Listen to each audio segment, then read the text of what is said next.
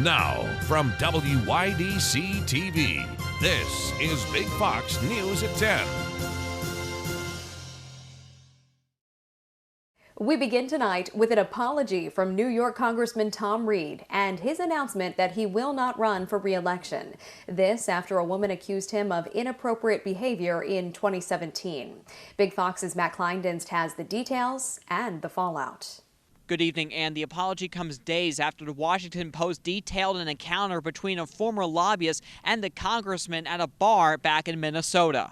In a post to Twitter on Sunday, Representative Tom Reed released a lengthy statement regarding the sexual misconduct accusations and his political future. In it, he apologized to Nicolette Davis, a former lobbyist who accused Reed of unwittingly touching her and unhooked her bra back at a bar in 2017. Reed stated, quote, "In reflection, my personal depiction of the event is irrelevant. Simply put, my behavior caused her pain, showed her disrespect, and was unprofessional." Reed went on to say that he will not be seeking re-election, nor will he run for governor of New York next year. In the past, Reed has been a staunch critic of Governor Cuomo over his handling of the nursing home deaths and is dealing with sexual misconduct allegations of his own. Reed was rumored to take on the embattled governor with his own gubernatorial run in 2022. In an article written this afternoon, the Elmira Star-Gazette is reporting that Chemung County Executive Chris Moss is mulling a run for Congress once Tom Reed steps down.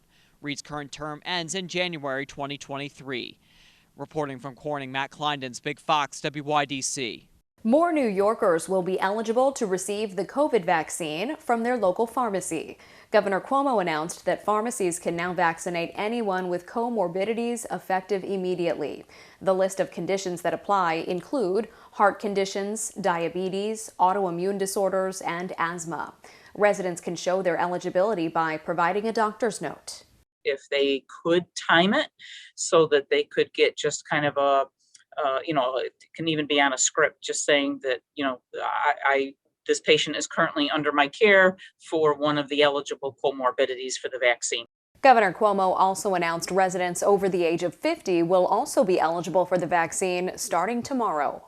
New York City high schools reopened for in-person learning today. Mayor Bill de Blasio greeted students returning to the Bronx School for Law, Government, and Justice. As many as 55,000 students grades 9 through 12 can return to in-person learning. That's about 20% of the district's high school enrollment. There will be extra safety measures, including random testing of students and staff, physical distancing, and masks. De Blasio says there is no reason any school district across the country can't offer some form of in-person learning for students at this time. Miami Beach is extending its emergency curfew to try to curb rowdy spring break crowds, which have led to hundreds of arrests. But that's not the only destination tourists are flocking to, even as the Centers for Disease Control and Prevention advises against traveling for everyone, including those who have been vaccinated. Randy Kay has more. For Miami Beach spring breakers, the party is now supposed to stop by 8 p.m. in its popular entertainment district, thanks to a new curfew. Skip that curfew. We out here.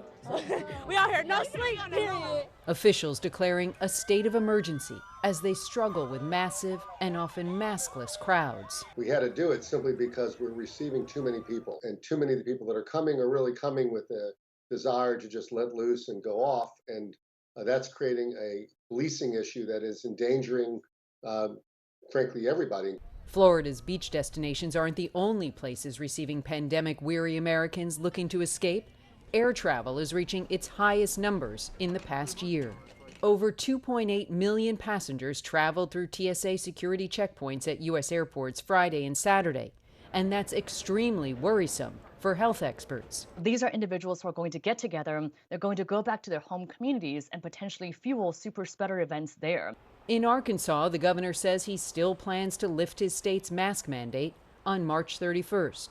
I set some goals and we're making those goals. It's not going to take away from the seriousness of the virus. Meanwhile, in New York City, high school students start returning to in-person learning for the first time since November, this morning. A recovery for all of us hinges on bringing back our schools. In Los Angeles, the mayor says it will offer more than 70,000 vaccine doses to its residents this week.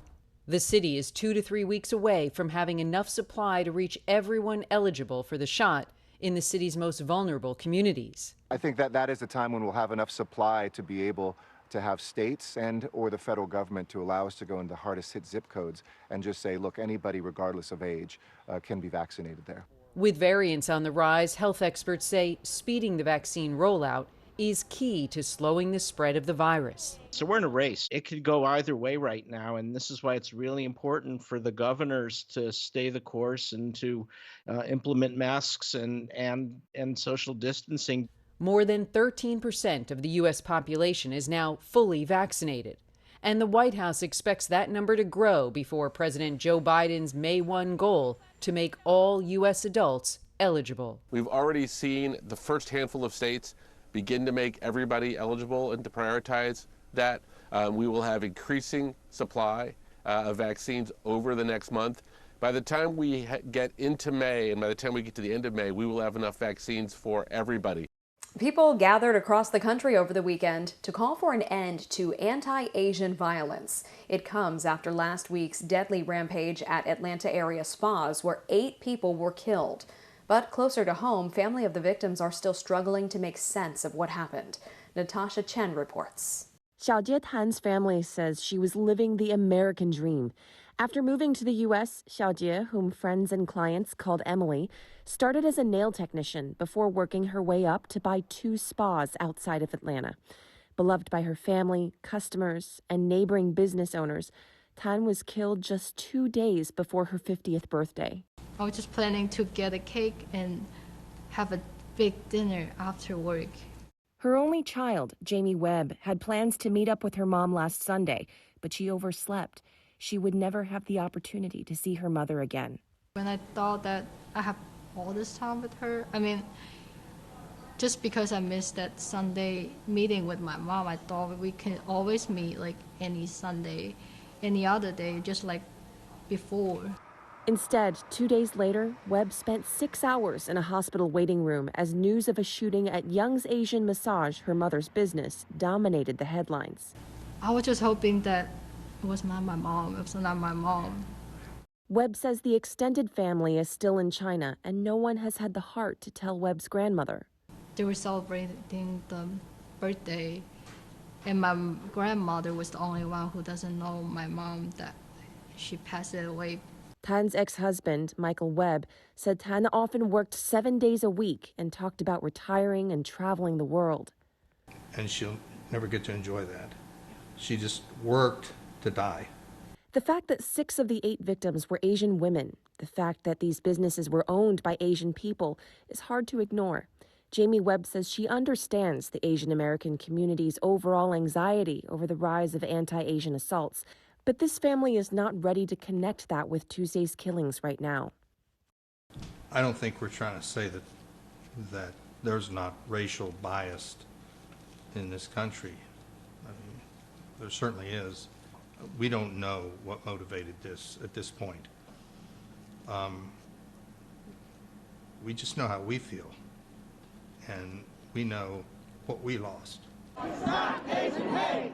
And in the wake of the tragedy, demonstrators from coast to coast. I'm Asian and I'm a woman, and if I don't stand up for myself, then no one else will. Thousands of people gathering in solidarity with Asian Americans. And in Atlanta, a church service outside those businesses, with a community hoping for change.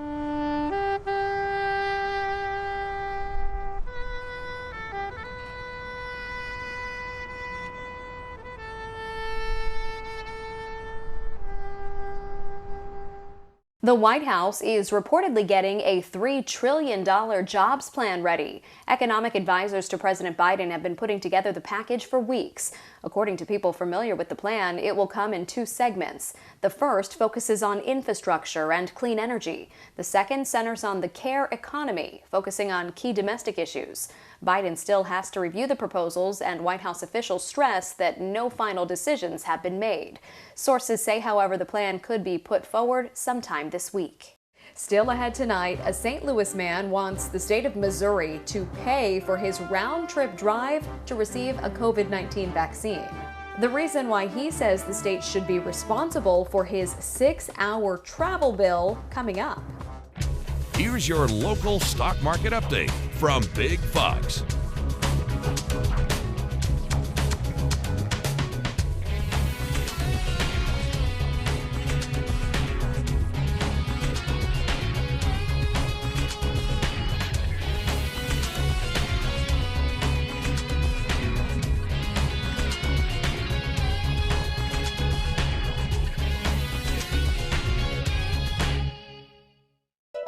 Now, your Twin Tiers forecast from Big Fox. Tonight's Big Fox forecast is brought to you by William Mattar. Good evening, everyone. I'm meteorologist Kim Walker with your weather update. Just a tad warmer today than it was yesterday. It's been a very mild start to our spring season with temperatures running about 20 degrees above normal. Our average high is around 47 degrees, and we've been in the upper 60s, close to around 70 degrees in many of our hometowns.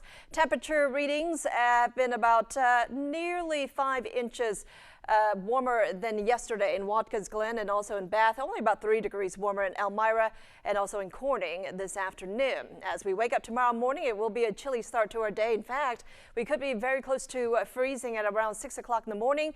Mostly clear conditions in the morning hours, but we're going to see a few more clouds come in later in the day. But high pressure that's been sitting on top of us will continue to drift to the east, allowing for that warmer weather to move in for tomorrow. South winds just pushing that warm air from the south right over our area. But we do have several systems that will be moving in this week, and then by the weekend we're going to see a little bit cooler conditions. But if you're planning or even itching to do some yard work, tomorrow's going to be a little bit chilly as we start off the day, but it really warms up as we head into the late morning into the afternoon.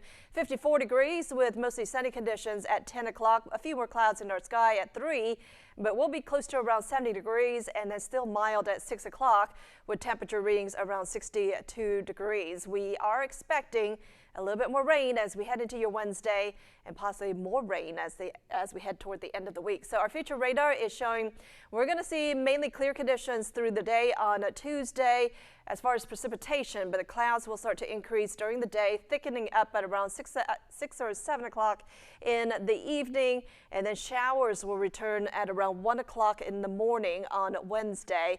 More thunderstorms activity could be possible in the afternoon, so it looks like it's going to be a pretty wet day as we head into your Wednesday. It's going to be off and on rain during the day and into the evening hours, but that should start to taper off. We take a break from the precipitation on Thursday, and then come Friday, there's going to be another system that will ride through, and it is going to bring a few thunderstorms across our area. So we have several rounds of rain coming our way. Tonight, though, it is going to be dry and chilly, dropping down to around 30 degrees in Corning, 31 in Elmira. Tomorrow, 70 degrees possible in Corning, 62 in Perkinsville. In Bath, around 66 and 69 degrees in Elmira. Your 7-day forecast calls for temperatures that will cool down just a little bit on a Wednesday because of the rain, and then warming up into the 70s on Thursday, out ahead of another system that will bring the thunderstorm possibility by the end of the week. New information today on another coronavirus vaccine, this one made by biopharmaceutical company AstraZeneca. It's set to be reviewed for possible use in the U.S. soon.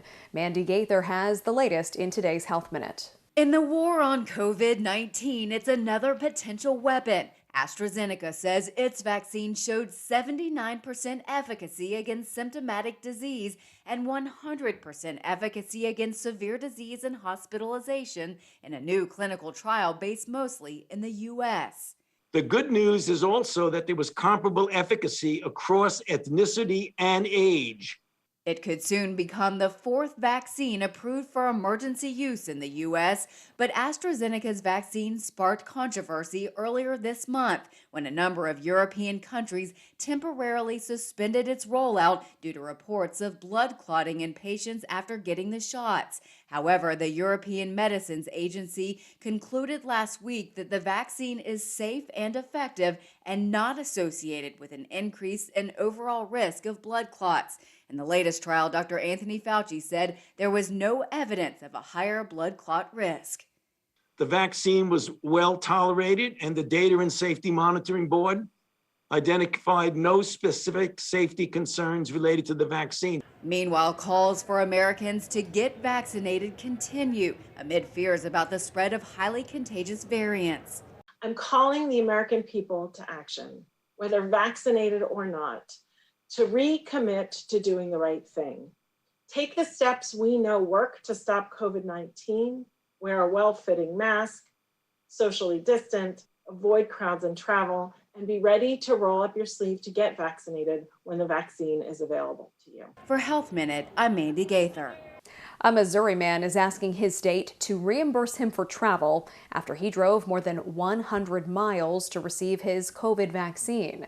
Emma Hogg reports. Started signing up on sites. State of Missouri, St. Louis County, BJC. After signing up on almost every pre-registration list, Michael Meredith was growing impatient. The 68-year-old says the only appointment he could find was in Canton, Missouri, about 140 miles north of St. Louis. He made the 6-hour round trip from Creve Coeur for his first dose last month. To be honest, in my personal, humble, layman's opinion, I think that the way the vaccination program has been handled, it borders on criminal. Meredith says his emails complaining to the state don't get answered, so now he's trying a different route, trying to get Governor Mike Parson's attention in an unconventional way. I'm going to do a reimbursement invoice. Meredith sent this reimbursement form to Governor Parson and State Health Director Dr. Randall Williams, charging them $121.26 for the 282-mile round-trip drive. I looked online, and the Office of Administration has a number of 43 cents a mile for Missouri State employees. So I figure if it's good enough for Missouri State employees, it's good enough for me. Recently, supplies increased dramatically in the St. Louis area as long-awaited mass vaccine events are scheduled throughout the region. But for weeks, News 4 has heard from dozens of viewers like Meredith who've driven hours to get their shots. It took like 3 hours drive from here. Alper Enan, who's battling leukemia, drove 220 miles from O'Fallon, Missouri to Caruthersville to get his vaccine. A road trip, he says, was crucial. Forget about like a COVID, even like a simple flu could kill me. So that's why I was just really anxious to get it. It's just been poorly handled from day one. Tuesday, Meredith will make another trip to Canton for his second shot. He says it's not about making money, but rather making a point and getting a response from state leaders. Ideally, I'd like to hear Governor Parson say, you know, we messed up. Oops, sorry about that. We can do better. 2 sanitation workers are being hailed as heroes after rescuing a woman from a burning home in Georgia. The Good Samaritans also rescued her dogs. But as Danae Buki reports, it was sheer coincidence that those rescuers were even there.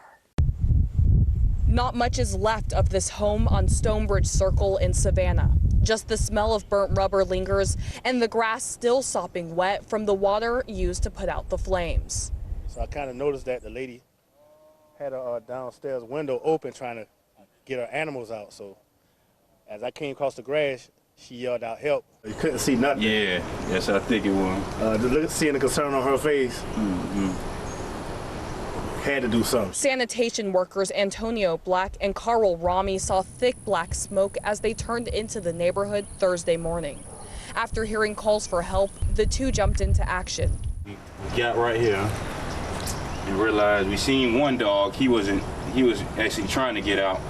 The other dog, we didn't see him yet. It was so smoked out. Nobody was out early in the morning. We was the only people on the street, so thank God we was. The duo weren't even planning on being in the neighborhood, chalking it up to habit and divine intervention. We usually come to this neighborhood first, but yesterday we had plans of starting in another neighborhood. It was like 10 minutes away from us being in there to it collapsing. The two were able to save the homeowner and her 2 dogs, climbing in and out of this window with the smoke acting like a blindfold as they brought them to safety. It was pretty tough. Everything was happening real fast. We really didn't have no time to think, you know.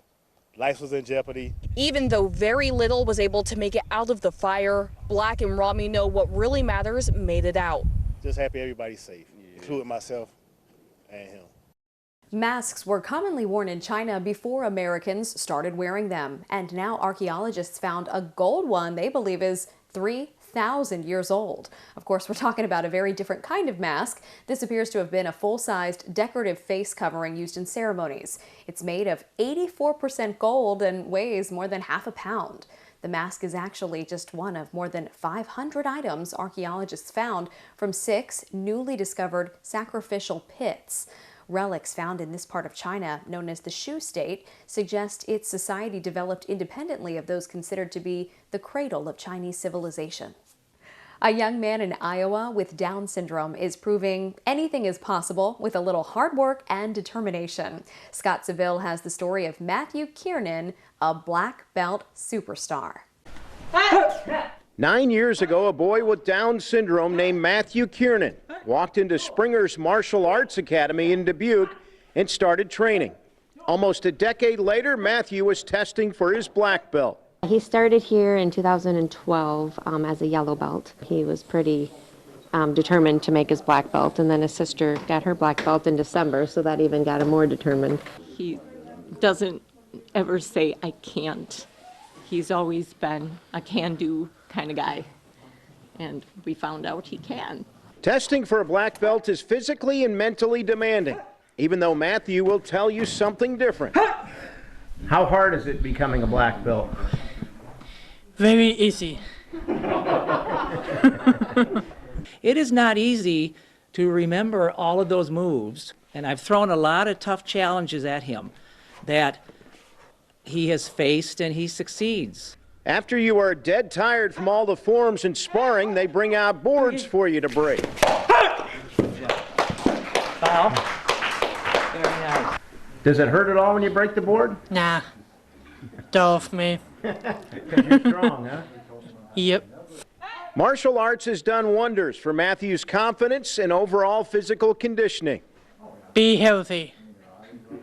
Martial arts has been wonderful for him as far as discipline and structure and strength. And all the hard work and discipline paid off for Matthew, who passed his test and was awarded his black belt. I'm actually really surprised that my eyes are still dry. Because yeah, I can't even put into words how proud I am. We want to leave you with a smile tonight. An emergency room doctor is back with her family after living in an RV to protect them from COVID-19. Dr. Tiffany Osborne works for BJC Healthcare. Osborne says she bought the camper when the pandemic began and lived in it for a year. She used to work 3 weeks straight. That way, she could isolate, get tested, and spend a few days with her family before returning to work. I had the same concerns every healthcare provider had, which was, one, am I going to infect myself? But more importantly, am I going to potentially infect my family? And we certainly thank Dr. Osborne and all our healthcare heroes. From our whole team, thank you for joining us. We hope you have a great night.